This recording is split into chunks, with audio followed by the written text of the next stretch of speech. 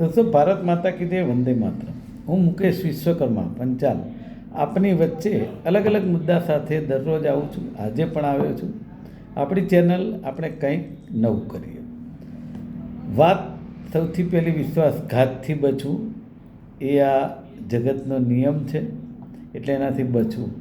સમાચારની શરૂઆત કરીએ. સૌથી પહેલાં મહાનગરપાલિકાની ચૂંટણીઓ આવી રહી છે, પરંતુ ગુજરાતની મહાનગરપાલિકાના પોતાના બિલ્ડિંગો જર્જરિત જે છે તેના માટે કોઈ નોટિસ કે વ્યવસ્થા આજ સુધી નથી થઈ શકી.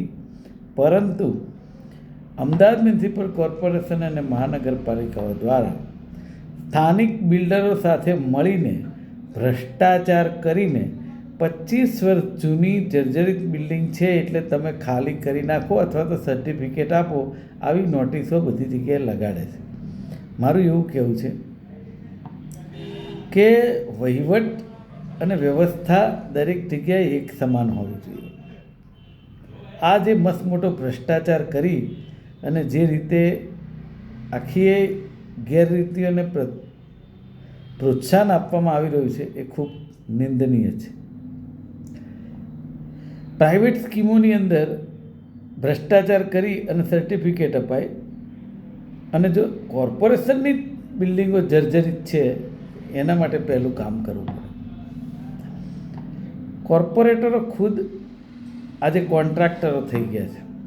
અમદાવાદ મ્યુનિસિપલ કોર્પોરેશનની ઓફિસમાં રોડ, પાણી ને ગટરની ફરિયાદોનો ઢગલો એટલે થઈ ગયો છે કે કોન્ટ્રાક્ટરોને કોણ ક્યારે શું કહે, કારણ કે કોર્પોરેટર પોતે જ કોન્ટ્રાક્ટર થઈ ગયા હોય.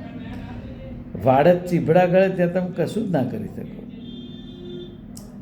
જોધપુર વેજલપુરમાં રસ્તાના કામ માટે 60 કરોડના મોંઘા ટેન્ડરથી વિવાદ થયો છે. હવે ચૂંટણી આવી એટલે પૈસા જોઈશે એ વાત સાચી છે, પણ પરિસ્થિતિ ખૂબ ખરાબ છે.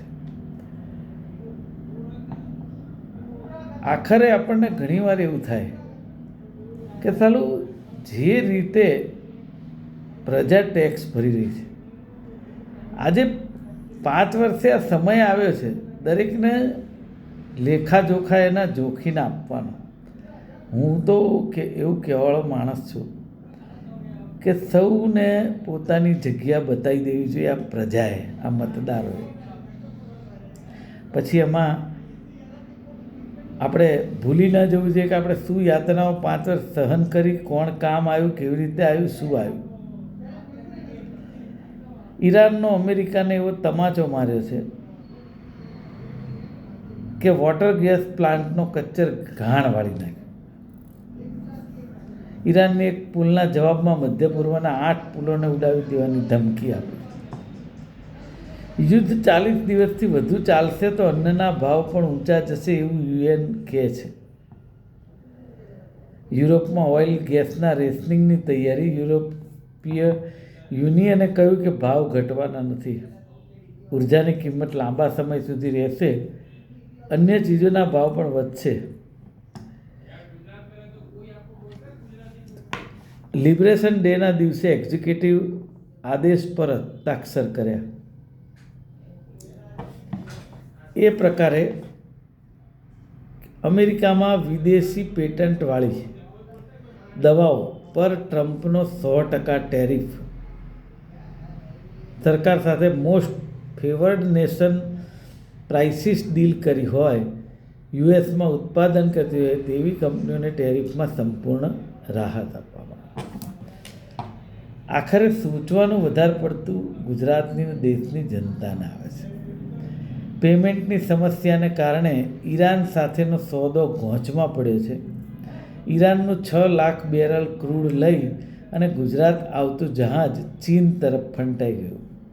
ઈરાનના LPG સાથે જહાજ સીબર્ડ મેંગલોર બંદરે પહોંચ્યું, પરંતુ હજુ માલ અનલોડ કરાયો નથી.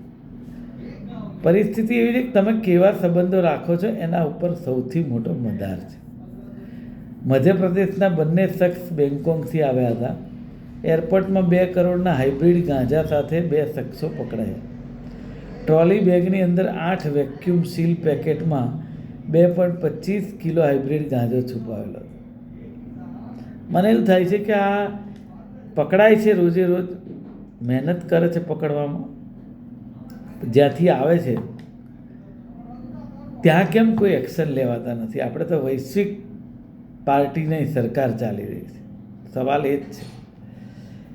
નદીમાં જ નહીં પણ પ્રદૂષણ બોર્ડમાં પણ શુદ્ધિકરણની જરૂર છે.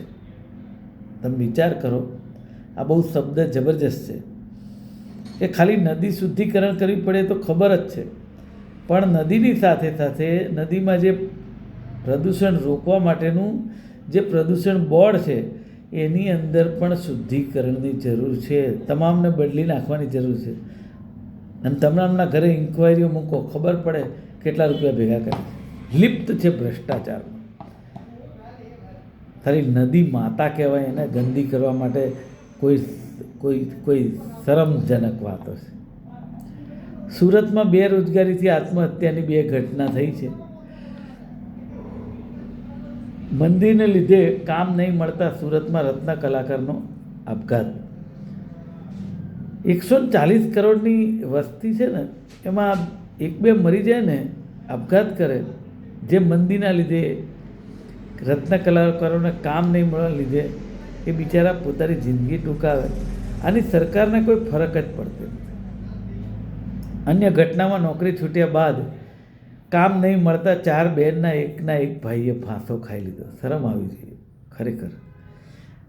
આ એવું નથી કે બધું સરકાર કરે, પણ આપત્તિજનક સમયમાં દરેક રસ્તા સરકારે કાઢવા પડે એવું ફરજિયાત છે. બાકી સરકાર એનું કામ તો કરતી જ હોય છે. તમે કંઈ જીએસટી લેવાનું બંધ કરી દીધું, કોઈ ટેક્સ લેવાનું બંધ કરી દીધું? ના. તો આવું કોઈ કામ કરવાનું કેમ પહેલ નથી થતી? યુદ્ધની અસરને લીધે ઔદ્યોગિક વિસ્તારમાં શટડાઉન છે. વીજ ડિમાન્ડ 2000 MW ઘટી ગઈ. ખેતીવાડીમાં પણ માવઠાને લીધે ડિમાન્ડ ઉપર વ્યાપક અસર થઈ છે. બુધવારે વીજ ડિમાન્ડ ઘટીને 5900 MW સુધી પહોંચી ગઈ. કેગના અહેવાલમાં ચોંકાવનારો દાવો છે કે ઇન્ડિયા પોસ્ટ પેમેન્ટ બેંકના મોબાઈલ નંબર વેરીફાઈ કર્યા વગર ખાતા ખોલ્યા. અનેક ગ્રાહકોની માહિતી એક જ મોબાઈલ નંબરથી જોડી દેવાઈ અને મોટી સંખ્યામાં ખાતા નિષ્ક્રિય કે ઓછા ઉપયોગવાળા હતા. હવે આ વાડ ચીભડા ગળે તો બીજું શું છે? ઘણીવાર આપણને અફસોસ થઈ જાય કે ચાલું ક્યાં સુધી આવું ચાલશે ને ક્યાં સુધી પ્રજા ચલાવશે. કેટલાક કોર્પોરેટર સામે પોલીસ ફરિયાદ છે, આક્ષેપો છે. ગેરશિસ્ત દાખવવા બદલ કોન્ટ્રાક્ટ મેળવવાના પણ આક્ષેપ છે. ડિજિટલ ગુજરાતની વાતો વચ્ચે સરકારી એપ્લિકેશનો અપડેટેડ થતી જ નથી. લોકો ધક્કા ખાધા જ કરે છે. અને અમારે તો અહીંયા મુખ્યમંત્રીથી માંડીને બધાએ આ વાત કરીને કહે છે કે ડિજિટલ ઇન્ડિયા છે, તમારે કોઈ પ્રોબ્લેમ નથી. ભાજપના સાંસદ એવું કહે છે કે વિકાસના નામે સેલવાસમાંથી આદિવાસીઓને ખસેડી દેવાય છે. સેલવાસમાં સ્માર્ટ સિટી માટે 1000 કરોડના આંધણ બાદ પણ કામો અધૂરા છે. ટાઉન પ્લાનિંગ સ્કીમ આદિવાસી વિરોધી હોવાથી રદ કરો, આવું કહેવું છે ભાજપના સાંસદનું. એલપીજીની અછત વચ્ચે મેટ્રો શહેરોમાંથી વતનની વાપસી. મધ્ય પૂર્વમાં સૌથી ચાલી રહેલા યુદ્ધને કારણે એલપીજીનો પુરવઠો ખોરવાયો છે. ભારતને કોઈ લેવા દેવા નથી એવું કહેવું છે, પરંતુ હાલ મુશ્કેલીઓનો સામનો ભારત દેશની પ્રજા કરી રહી છે અને નેતાઓ જે સત્તાધીશો છે એ સબ સલામતના દાવા કરી રહ્યા છે. આજે બસ આટલું જ. આપનો ખૂબ ખૂબ આભાર.